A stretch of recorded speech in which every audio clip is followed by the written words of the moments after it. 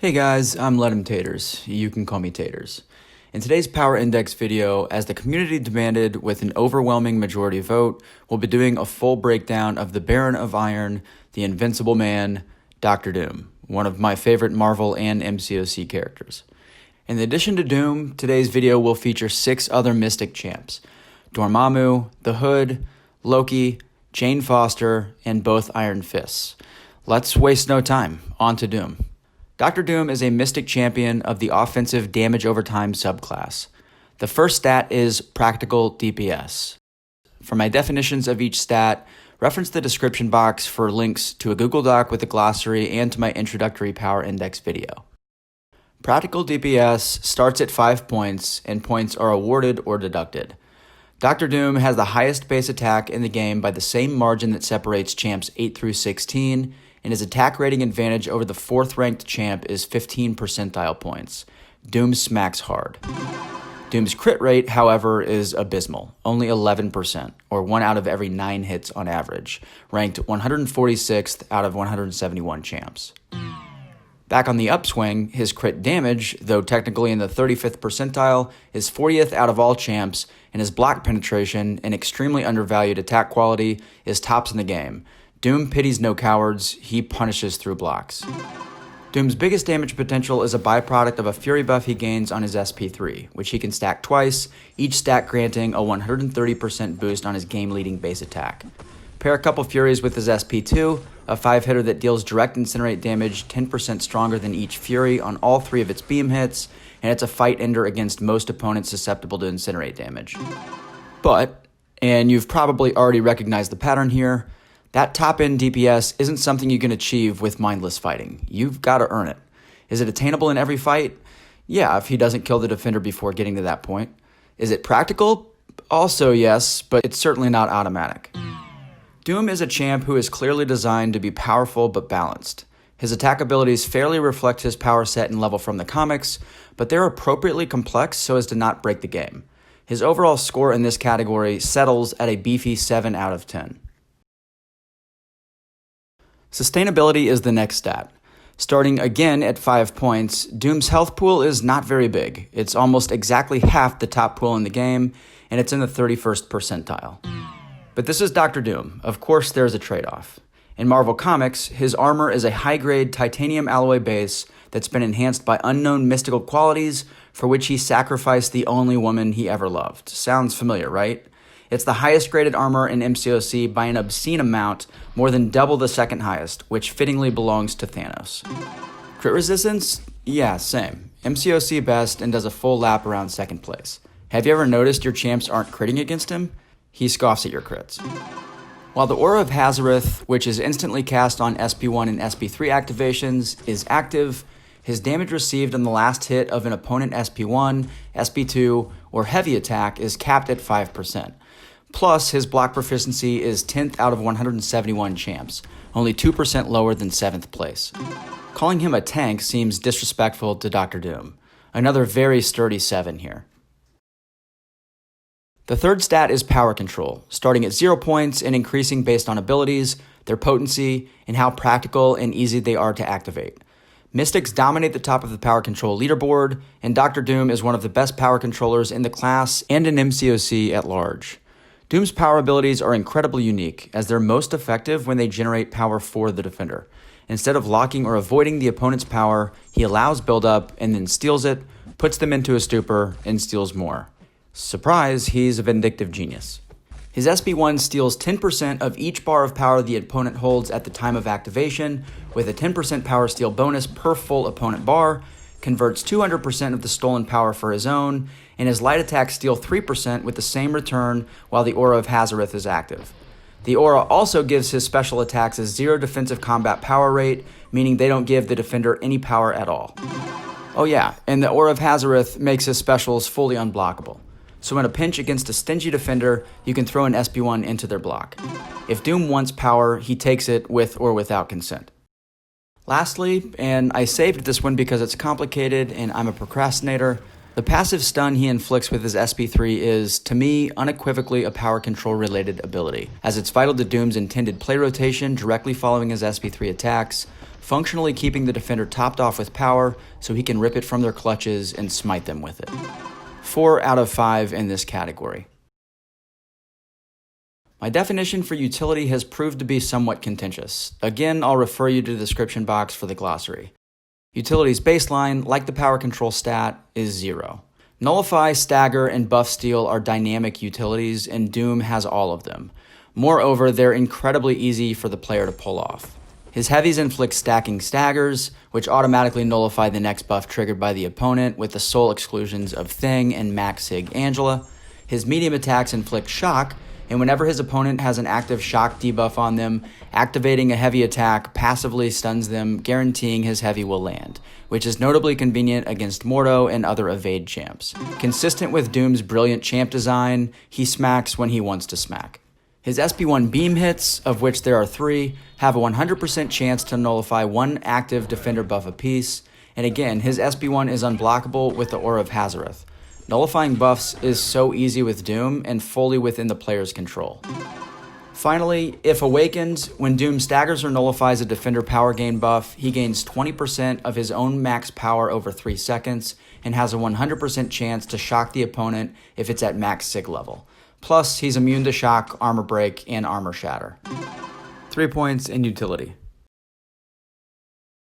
Dr. Doom has no immunity or resistance to bleed or poison, and his specials are critical to his attack cycle. 0 points for Suicide's compatibility.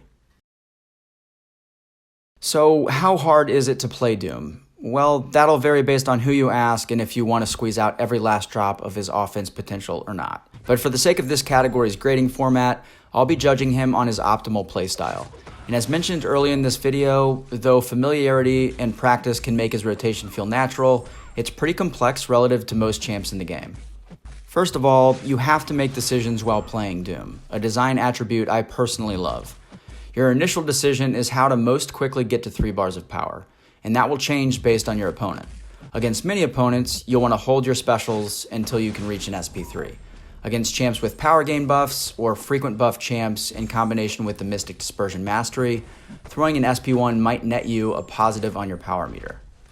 Second, you want to be mindful of retaining your opponent's power so that they're at or nearly at 3 bars themselves when you launch your SP3. Then, to keep the cycle going as efficiently as possible, you'll need to chain an unorthodox pairing of combinations after your SP3. Medium, medium, then light, light, medium, into your SP1, which will ensure they have a full power meter and ensure you'll shoot up to an SP2, from which you'll want to build again to an SP3 and repeat the process until you have your 2 Fury stacks, or at which point you can throw your SP2 if you've already got 2 Furies for that vicious HP melting payoff. And fourth, if you're using Mystic Dispersion or fighting a power gainer, you'll need to adjust your post-SP3 cycle to ensure you don't gain too much power from it and overshoot your SP1. This category could warrant a 2, but I'm leaving it at 3 because even with suboptimal rotation, Doom's very close to the same power level, unlike champs such as Quake and Ghost, whose optimal playstyle is mandatory to their overall potential. Doom's overall rating, in the end, is an 8.20, which, spoiler alert, reigns over the Mystic class as a dominating ruler such as him should. He's one of only 7 Tier 7 champs in the game, an absolute behemoth. Alright, let's take a snapshot of some of Doom's puny little Mystic classmates. First is Dormammu. The ruler of the Dark Dimension, Dormammu's quote-unquote apocalyptic supernatural power is grossly betrayed in MCOC. His base attack is bottom half, and his crit rate and damage are identical to Groot. He can inflict potent degeneration and can deal burst direct damage with heavies, which scales with the number of soul bond passives on his opponent. His sustainability is a tick above average despite poor armor and block due to his double immunity and fate regen capability. He's suicides friendly, fairly easy to play, and has a minor but complicated nullify ability. His real value is in his power control, which is great. He drains a quarter of a bar of power on every medium attack, can inflict power burn, and power locks for 9 seconds on his SP2, which can also drain 20% max power per hit. He's only a 2 in Suicide's compatibility because the specials are necessary for nullify and power lock. 5.94 overall score, perhaps higher than I feel he deserves, but that's why there's a system. Tier 5, same as Star-Lord in Vision Age of Ultron. The Hood's attack stats are all very average, but he has a nice crit boost when invisible and big bonus damage potential on his SP2 and SP3. When his invisibility is on cooldown, he's got a 65% chance at max sig to steal power on basic attacks, and his crits have a 90% chance to inflict stagger. This guy would be pretty sweet if both of those had a flat 100% chance and he was more sustainable.